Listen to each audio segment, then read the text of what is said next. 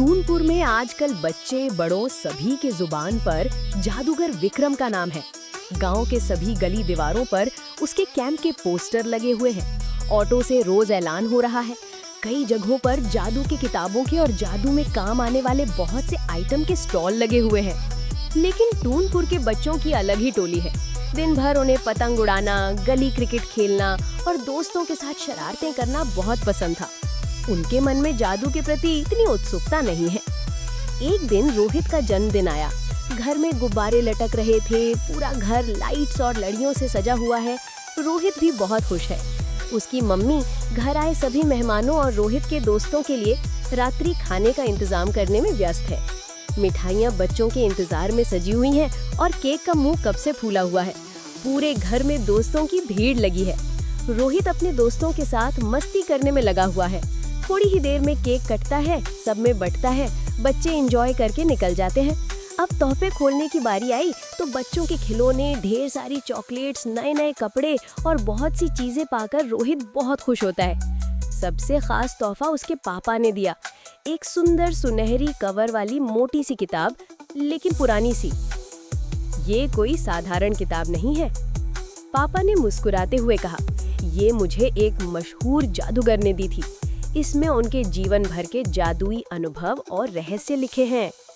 रोहित ने किताब को उलट पलट कर देखा और बड़बड़ाया, किताब, अब आजकल कौन किताबें पढ़ता है। और फिर उसने उसे अलमारी में रख दिया और खेल में मस्त हो गया। रोहित के स्कूल में जादूगर विक्रम कार्यक्रम का प्रचार करने आए। उन्होंने बच्चों को छोटा सा प्रमोशनल कार्यक्रम स्कूल में ही ऑर्गेनाइज करने की अनुमति प्रिंसिपल झटका सर से मांगी।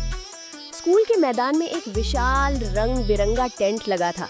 जैसे ही बच्चे अंदर गए, रहस्यमयी संगीत बजने लगा और धुएं के बादल के बीच एक लंबे चोगे वाला जादूगर मंच पर आया। उसका शो शुरू हुआ। उसने टोपी में हाथ डाला और बाहर निकाला सफेद कबूतरों का झुंड। फिर मुस्कुराते हुए मुंह से निकाले चमचमाते कंचों की झड़ी। उसने खाली गमले में हाथ घुमाया और उसमें से निकले रंग बिरंगे फूलों के गुलदस्ते। सबसे रोमांचक ट्रिक में उसने एक बॉल को हवा में उड़ाया और बिना छुए उसे कमरे में गोल गोल घुमाया। पूरा कैंप तालियों से गूंज उठा। वाह, क्या जादू है! बच्चों की आंखों में चमक थी। रोहित का मन भी जादू की ओर गहराई से खिंच गया। उसे अचानक याद आया वो सुनहरी किताब जो उसके पापा ने उसे जन्मदिन पर दी थी। घर लौटते ही रोहित ने अलमारी खोली और किताब बाहर निकाली। जैसे ही उसने पहला पन्ना खोला, उसमें से हल्की सुनहरी रोशनी और हवा की धीमी सरसराहट सी निकली, मानो किताब जीवित हो। पहले पन्ने पर लिखा था, जो पढ़े ध्यान से वही पाए ज्ञान से। मन लगाकर पढ़ोगे तो जादू तुम्हारे हाथों में होगा। किताब में चित्रों और संकेतों के साथ अलग अलग जादू सिखाने के तरीके थे, लेकिन ये उतना आसान नहीं था जितना दिखता था। पहले ही दिन रोहित ने टोपी से फूल निकालने की ट्रिक आजमाई, लेकिन फूल तो दूर, टोपी उसके सिर पर ही फंस गई और वो गिर पड़ा। दूसरे दिन उसने कंचे निकालने की ट्रिक की कोशिश की और गलती से पूरा नींबू पानी पीते पीते मुंह में फंसा लिया।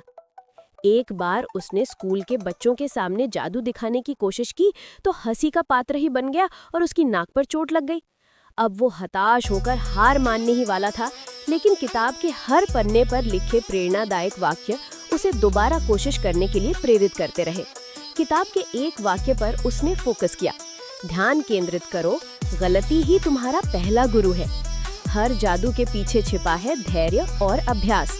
धीरे धीरे रोहित ने खेल खेल में ध्यान लगाना सीख लिया। वो कमरे का दरवाजा बंद कर शीशे के सामने बैठता, किताब खोलता और एकाग्र होकर ट्रिक को समझता। एक दिन जब मोहल्ले के दोस्त क्रिकेट खेलते हुए थक गए, रोहित ने कहा, आज मैं तुम्हें कुछ दिखाने वाला हूँ। तभी हर्षित हंसते हुए कहता है, कहीं वही स्कूल वाला फ्लॉप जादू का शो तो नहीं जिसमें तुमने अपनी नाक तोड़वा ली थी। सबकी नजरें उस पर थीं। उसने टोपी निकाली, उसमें हाथ डाला और सबकी आंखों के सामने एक चमकदार गुलाब बाहर निकला।